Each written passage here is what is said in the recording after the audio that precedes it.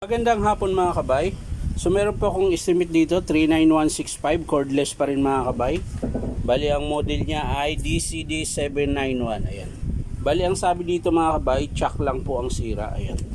So titesting natin mga kabay.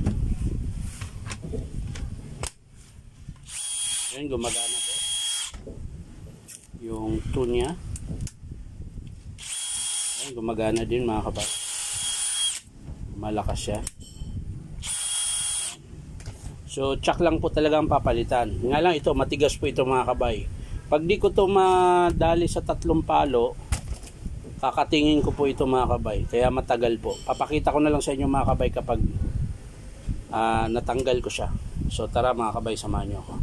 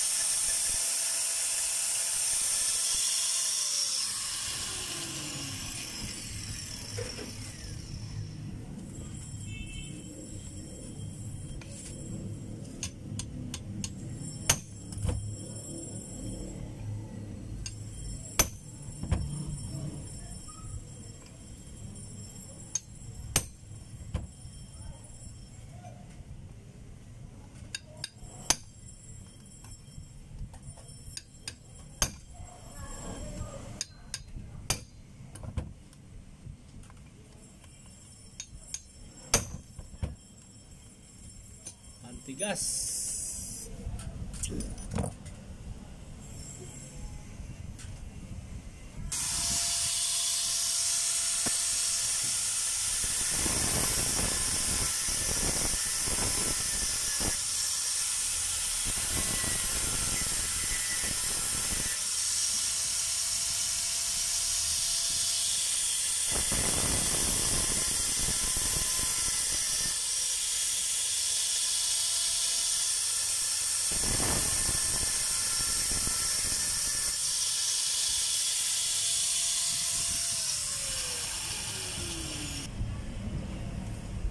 Ayan mga kabay, unti-unti ko po siya ng hasa para lang matanggal, tapos sabay heat gun.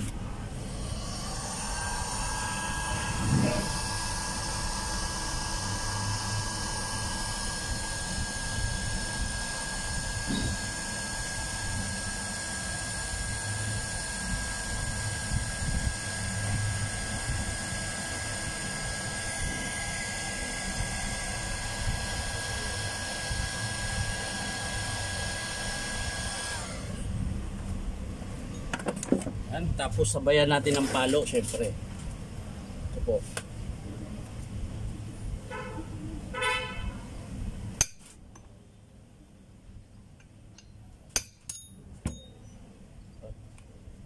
Tanggal na. Ayun mga kabay oh.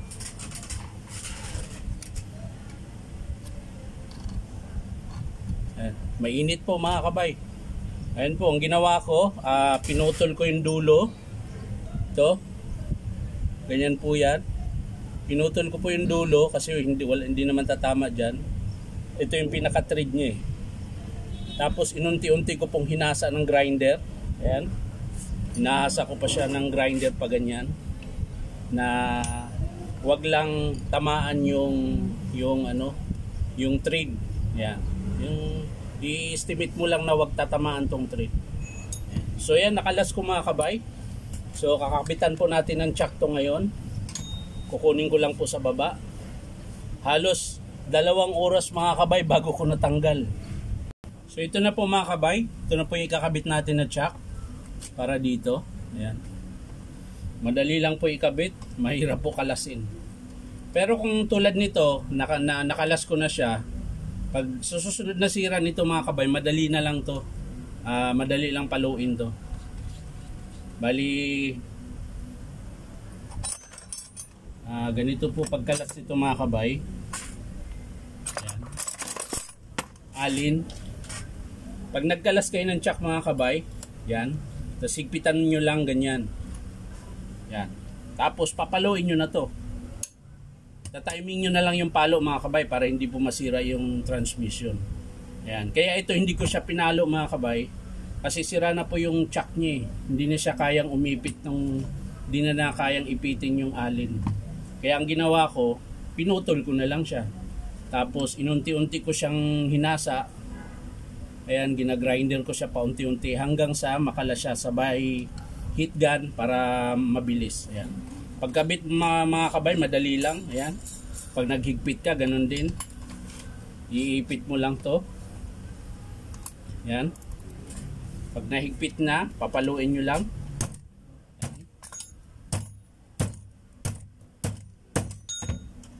Ayan.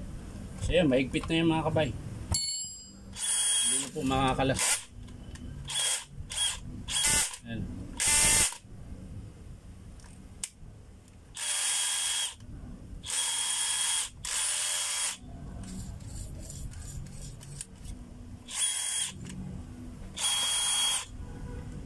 Ito natin mga kabay. Para mabilis. Malakas.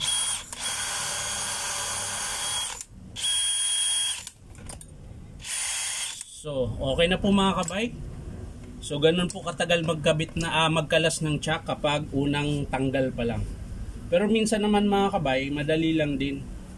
Hindi sila pare-parehas. Kasi minsan, lalo na pag halimbawa buo pa yung chuck, ayan, tulad yan, madali pong magkalas niyan. Kasi iipitan mo lang yan dito ng alin.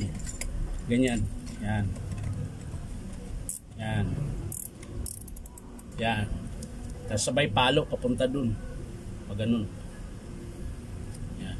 Pero yung sa akin kasi mga kabay, kaya natagalan po dahil sira na po, hindi niya na kayang umipit. Ayaw na lumabas yung tatlong ngipin niya. Kaya ang ginawa ko, kinating na lang siya mga kabay. So yan lang mga kabay, maraming salamat sa panunood at palike and share na rin po. At syempre, pakisubscribe nyo naman po itong aking YouTube account na Inom Tabay. So maraming salamat. Bye-bye.